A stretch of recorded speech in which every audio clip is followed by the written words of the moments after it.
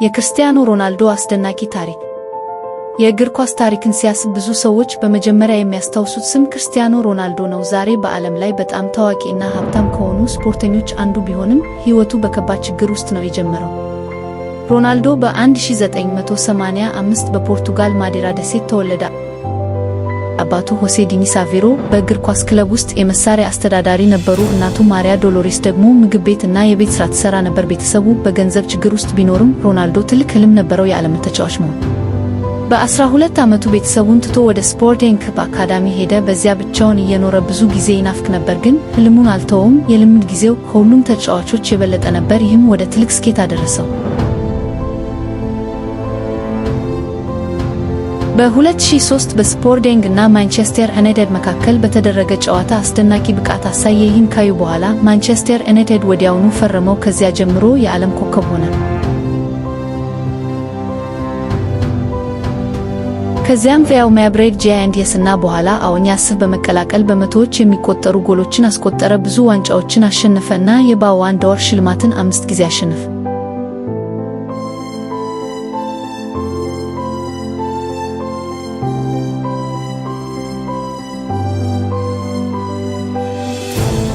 አባቱ እንዴት አረፉ? ክርስቲያኖ ሮናልዶ ገና በልጅነቱ እግር ኳስን በጣም ይወድ ነበር። በማዴራ ደሴት በትንሽ ሜዳዎች ላይ በየቀኑ ይለማመድ ነበር። ጓደኞቹ ወደ ቤታቸው ሲሄዱ፣ እሱ ግን ተጨማሪ ሰዓታት ኳስ ይጫወት ነበር። ፍጥነቱን፣ ኳስ የመቆጣጠር ችሎታውን እና ጠንካራ ምቱን በየቀኑ በላሻሻለ። በ12 ዓመቱ ቤተሰቡን ትቶ ወደ ሊዝበን ተጉዞ ስፖርቲንግ ክለብ አካዳሚ ገባ። ቤተሰቡን በጣም ይናፍቅ ነበር፣ አንዳንድ ጊዜም ያለቅስ ነበር። ነገር ግን ህልሙን አልተውም። በቀን ከሌሎች ተጫዋቾች የበለጠ ይለማመድ ነበር፣ ይህም በፍጥነት እንዲያድግ አደረገው። በ2003 ከማንቸስተር ዩናይትድ ጋር በተደረገ የወዳጅነት ጨዋታ አስደናቂ ብቃት አሳየ። የማንቸስተር ዩናይትድ ተጫዋቾች አሰልጣኛቸውን ይህን ወጣት እንዲያስፈርሙት ጠየቁ። ከዚያ በኋላ የዓለም ኮከብ ሆኖ ተነሳ። ነገር ግን በሕይወቱ ትልቅ ሐዘን የነበረው የአባቱ ሞት ነው። አባቱ ሆሴ ዲኒስ አቬሮ ለብዙ ዓመታት በአልኮል ጤና ችግር ተጎድተው ነበር። በ2005 በጉበት በሽታ ምክንያት ሕይወታቸው አለፈ። በዚያ ጊዜ ሮናልዶ ገና 20 ዓመት ነበር። ሮናልዶ በኋላ በቃለ መጠይቆች እንደተናገረው አባቱ እሱ የዓለም ምርጥ ተጫዋች ሲሆን ማየት አልቻሉም። ይህ ለሱ ትልቅ ሐዘን ሆኖ ቀርቷል። ይሁን እንጂ ይህ ሐዘን የበለጠ እንዲተጋ እና የቤተሰቡን ስም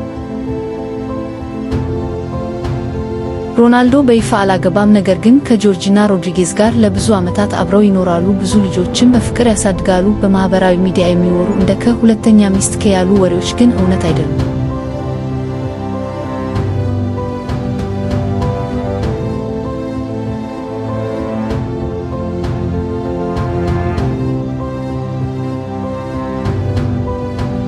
ከእግር ኳስ ውጭም ትልቅ የንግድ ሰው ነው። የክር7 ልብስ፣ ጫማ፣ ሽቶ እና ሌሎች ምርቶች አሉት። ከፒያስታይና ጋር በመተባበር የፒያስታይና ክር7 ሆቴሎችን ከፍተዋል።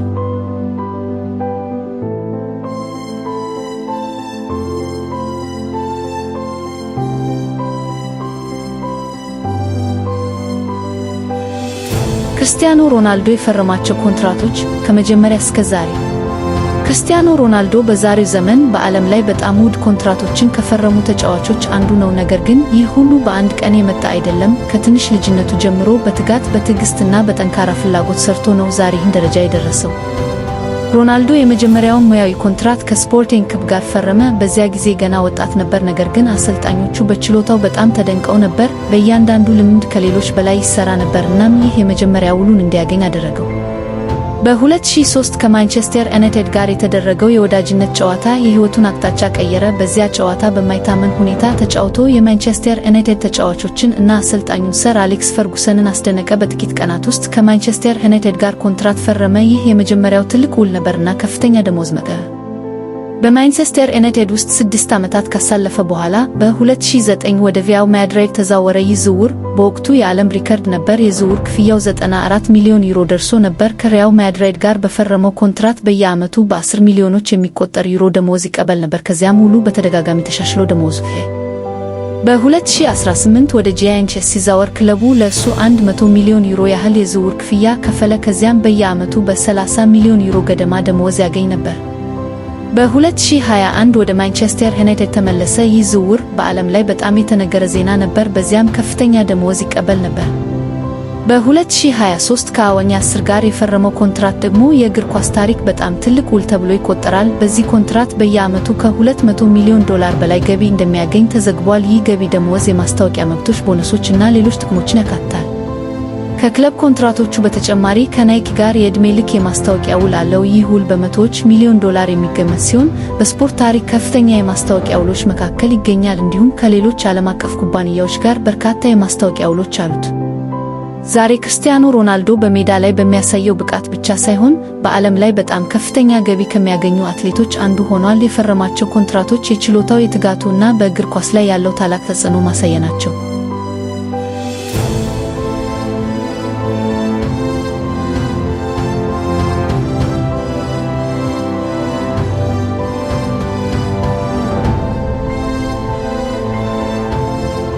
የክርስቲያኖ ሮናልዶ ውድ የመኪና ስብስብ።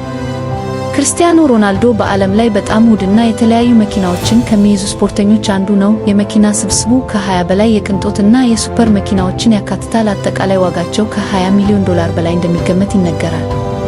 ከስብስቡ ውስጥ በጣም የሚታወቁት መኪናዎች እነዚህ ናቸው። ቢጋቴ ካንታዲያክ ዋጋው ወደ $9 ሚሊዮን ይደርሳል። ቢጋቴ ኬፋን ዋጋው $3 እስከ $4 ሚሊዮን ያህል ነው።